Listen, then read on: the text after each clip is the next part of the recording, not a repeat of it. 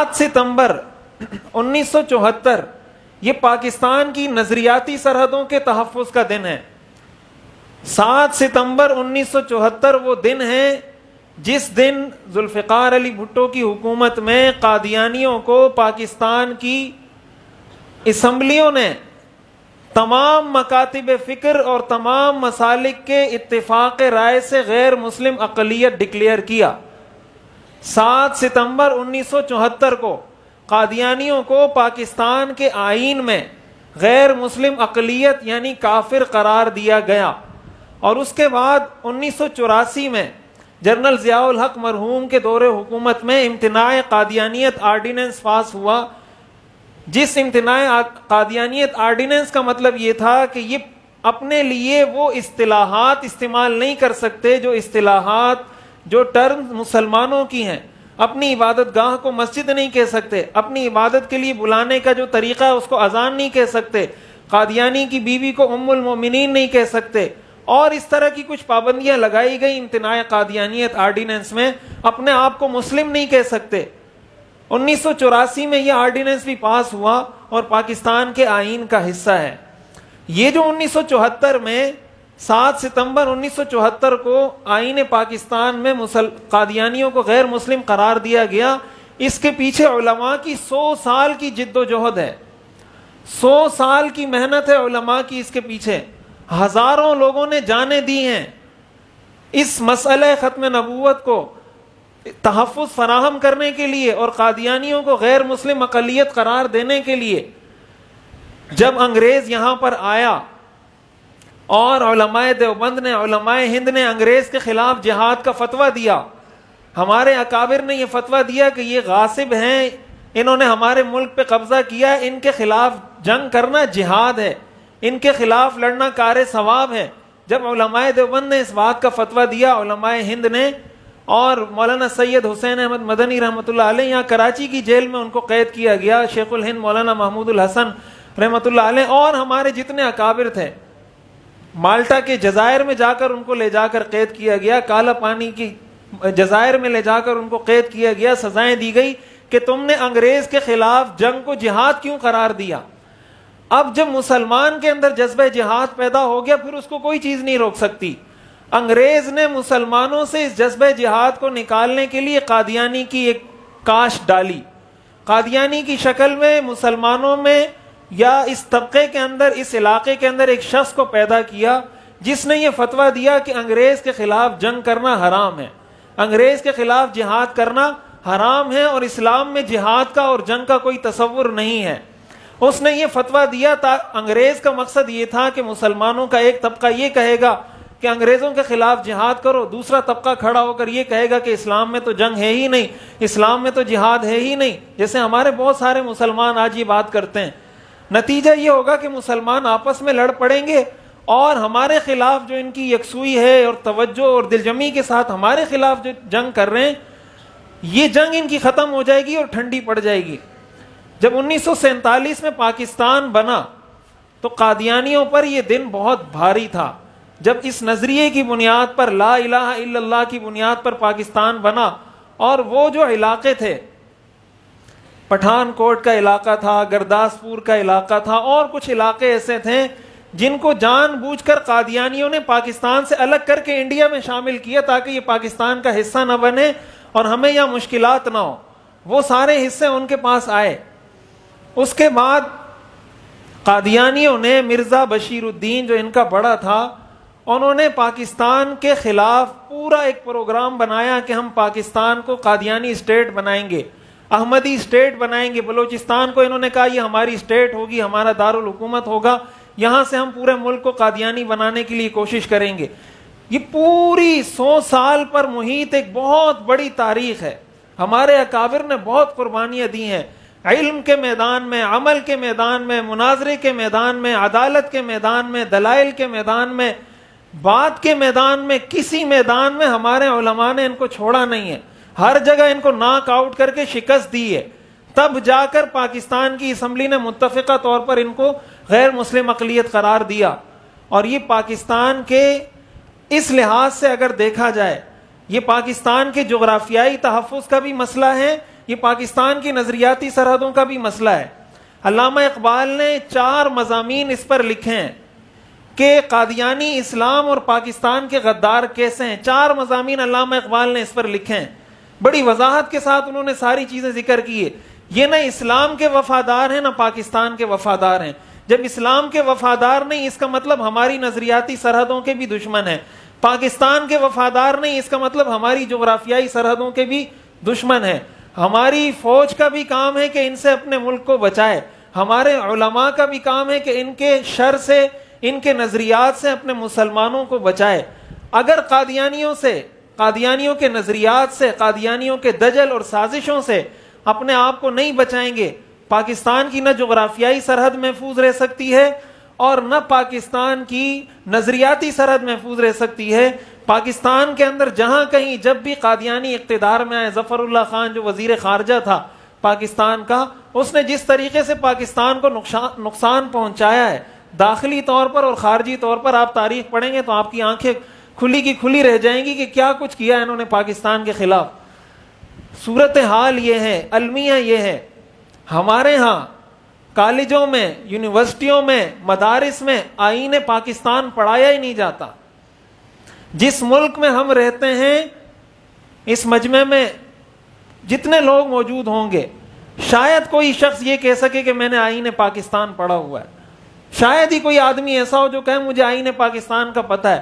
پاکستان کا پورا آئین اسلامی ہے. ہم لوگ شعور اس کو کہتے ہیں کہ اس جماعت کو ووٹ دے دیے تو شعور پیدا ہو گیا، اس جماعت کو ووٹ دے دیے تو شعور پیدا ہو گیا. شعور اس کو کہتے ہیں کہ آپ کو اپنے آئین کا پتہ چلے، آپ کو اپنے ملک کے قانون کا پتہ ہو، آپ کو پتہ چلے کہ قادیانیوں کی یہاں آئینی اور قانونی حیثیت کیا ہے. ہمارے ہاں مدارس میں بھی نہیں پڑھایا جاتا آئین پاکستان، کالجوں اور یونیورسٹیوں میں بھی نہیں پڑھایا جاتا. مطالعہ پاکستان کے نام سے ایک کتاب شامل کی ہوئی ہے، سرسری، اس کے اندر بھی چھیڑ خانی کرتے رہتے ہیں. کبھی کسی اداکار کی ہسٹری شامل کر دیتے ہیں، کبھی کسی پنڈت کی ہسٹری شامل کر دیتے ہیں. عجیب و غریب چیزیں اس کے اندر ایڈٹ کرتے رہتے ہیں، اس کے اندر کوئی نہ کوئی امینڈمنٹ یہ کرتے رہتے ہیں. ہمارے ہاں جب آئین پاکستان پڑھا نہیں جائے گا، پڑھایا نہیں جائے گا، تو ہمیں کیسے پتہ چلے گا پاکستان کی جغرافیائی سرحدیں کیا ہیں اور نظریاتی سرحدیں کیا ہیں. 7 ستمبر ہمیں اس بات کی یاد دلاتا ہے. علماء نے اس بات کا مطالبہ کیا ہے کہ مسلمان 7 ستمبر کو پورے جوش و خروش کے ساتھ اس طریقے سے منائیں کہ جگہ جگہ، گلی گلی، گھر گھر اپنے بچوں کو بتایا جائے کہ 7 ستمبر کی پاکستان کی تاریخ میں کیا اہمیت ہے، 7 ستمبر کو کیا ہوا تھا. اور یہ جو قادیانی یہ بات کرتے رہتے ہیں نا، بہت سے لوگ یہ کہتے ہیں جی قادیانیوں کے اخلاق بڑے اچھے ہوتے ہیں، یہ کرتے ہیں وہ کرتے ہیں.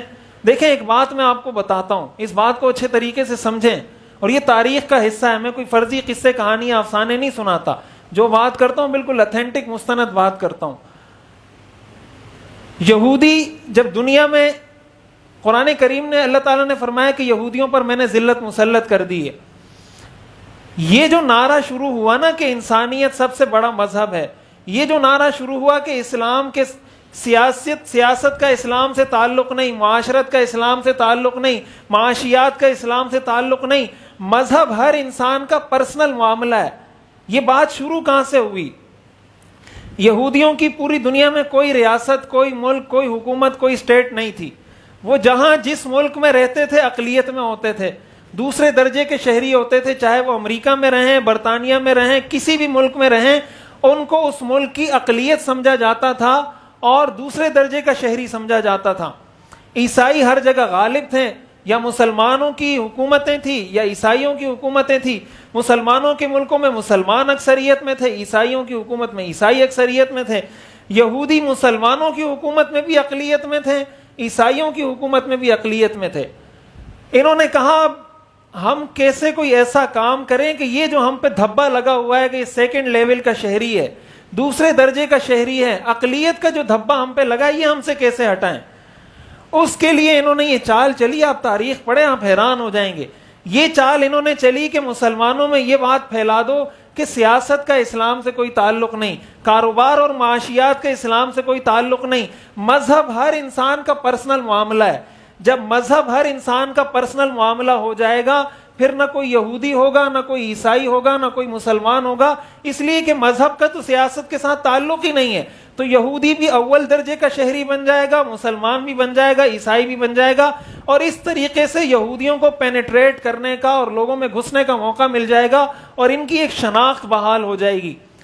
یہ 100 سال پہلے ان کی یہ سازش تھی یہودیوں کی، جو آج ہمیں اس کے اثرات نظر آ رہے ہیں. 100 سال سے بھی پہلے کرتے کرتے کرتے کرتے انہوں نے فلسطین پر قبضہ کیا، اپنی وہاں ناجائز ریاست بنائی، غاصبانہ ریاست بنائی، اور یہ تصور دنیا میں پیش کرنے لگے کہ کوئی اسلام مذہب کا کسی کام میں کوئی عمل دخل نہیں. وہاں جا کر دیکھیں کس طریقے سے انہوں نے یہودیت کو نافذ کیا ہے، کس طریقے سے یہودیوں کو اول درجے کا شہری قرار دیا ہے، کس طریقے سے یہودیوں کو یہ سپورٹ کرتے ہیں پوری دنیا کے اندر. آپ حیران ہو جائیں گے. میں ایک رپورٹ پڑھ رہا تھا، امریکہ میں اسرائیل کی ایک خبر رساں ایجنسی کو امریکہ کے یہودیوں نے ایک سال میں جو چندہ دیا ہے، مسجد اور عبادت گاہ کی بات نہیں کر رہا، ٹی وی چینل کو جو چندہ دیا ہے امریکہ میں، $10 ملین ایک سال میں. $10 ملین ایک سال میں وہاں کے لوگوں نے اسرائیل کے ٹی وی چینل کو چندہ دیا ہے. ٹی وی چینل کو، عبادت گاہ کی بات نہیں کر رہا، ان کے کسی مولوی کی بات نہیں کر رہا، یہودیوں کے ٹی وی چینل کو ایک سال میں صرف امریکہ کے لوگوں نے $10 ملین کا چندہ دیا ہے. چیریٹی. قادیانی بھی یہی کام کر رہے ہیں. قادیانی بھی یہ کہتے ہیں، یہ مذہب کو لے آتے ہیں، کہتے ہیں یہ قادیانی ہے، یہ فلاں ہے. قادیانیوں کے ساتھ جو ہمارا مسئلہ ہے وہ اس وجہ سے ہے. عیسائیوں کے ساتھ، یہودیوں کے ساتھ، ہندوؤں کے ساتھ، سکھوں کے ساتھ ہمارا وہ مسئلہ نہیں ہے. قادیانیوں کے ساتھ ہمارا مسئلہ اس لیے کہ وہ اپنے آپ کو مسلمان کہتے ہیں اور وہ اسلام کے قواعد کی روح سے بھی کافر ہیں، پاکستان کے آئین کی روح سے بھی کافر ہیں. جب قادیانی اپنے آپ کو مسلمان کہتا ہے وہ اسلام کا بھی غدار ہوتا ہے، پاکستان کے آئین کا بھی غدار ہوتا ہے. کیسے کوئی مسلمان، کیسے کوئی پاکستانی قادیانی کی یہ بات برداشت کر سکتا ہے؟ اس وقت پاکستان کے اندر علماء کرام بارہا اس خدشات کا اظہار کر رہے ہیں، بار بار، کہ پاکستان میں قادیانیت کو فروغ دینے کی کوشش کی جا رہی ہے، مختلف ہیلوں بہانوں سے ان کو یہاں گھسایا جا رہا ہے. مولانا زاہد الراشدی صاحب نے پچھلے دنوں ایک لیٹر جاری کیا اور انہوں نے کہا، آپ نے ویڈیو دیکھی ہوگی، کہ یہاں کا ایک قادیانی جا کے ٹرمپ کے سامنے پاکستان کی شکایتیں لگا رہا ہے کہ پاکستان میں ہمارے ساتھ یہ ظلم ہو رہا ہے، یہ ظلم ہو رہا ہے، یہ ظلم ہو رہا ہے. اب ٹرمپ کو دیکھو اور قادیانیوں کے ایک عام مبلغ کو دیکھو، کیا تعلق ہے. ٹرمپ ایک قادیانیوں کے ایک عام مولوی کو موقع دے رہا ہے جا کے اس سے بات کرے. کیا ہمارے کسی مولوی کو جا کے موقع دے گا ملاقات کا؟ اس سے پتہ چلتا ہے کہ ان کے تانے بانے کہاں سے ملتے ہیں، کتنے ہی آپس میں ایک دوسرے سے ملے ہوئے ہیں. تو وہاں انہوں نے یہ سارا جا کر مسلمانوں کے خلاف، ابھی اقوام متحدہ میں انہوں نے قرارداد پیش کرنی ہے. ابھی جو اقوام متحدہ کا اجلاس ہونا ہے، مختلف NGOs کی مدد سے یہ اقوام متحدہ میں یہ قرارداد پیش کرنے جا رہے ہیں کہ پاکستان میں ہمارے اوپر ظلم ہو رہا ہے، آئین میں ہمارے اوپر ظلم ہو رہا ہے، اس آئین کو ختم کیا جائے، وغیرہ وغیرہ. تو ہمارے مسلمانوں کی یہ ذمہ داری ہے، اپنے بچوں کو مسئلہ ختم نبوت سے آگاہ کریں، قادیانیوں کے کفر سے آگاہ کریں. 6 ستمبر یوم دفاع پاکستان ہے، 7 ستمبر یوم تحفظ ختم نبوت ہے، 6 ستمبر پاکستان کی جغرافیائی سرحدوں کے تحفظ کا دن ہے، 7 ستمبر پاکستان کی نظریاتی سرحدوں کے تحفظ کا دن ہے. پاکستان واحد دنیا میں ایک نظریاتی ملک ہے جو لا الہ الا اللہ کی بنیاد پہ بنا ہے. اگر یہ نظریہ ختم ہو جائے، پاکستان کے وجود کا کوئی جواز ہی نہیں رہتا، پھر پاکستان اور ہندوستان میں کوئی فرق باقی نہیں رہتا. ہمارا کام ہے ہم اس کی جغرافیائی سرحدوں کی بھی حفاظت کریں، نظریاتی سرحدوں کی بھی حفاظت کریں. اللہ تعالی ہمیں سمجھنے اور عمل کرنے کی توفیق عطا فرمائے. وآخر دعوانا الحمدللہ رب العالمین.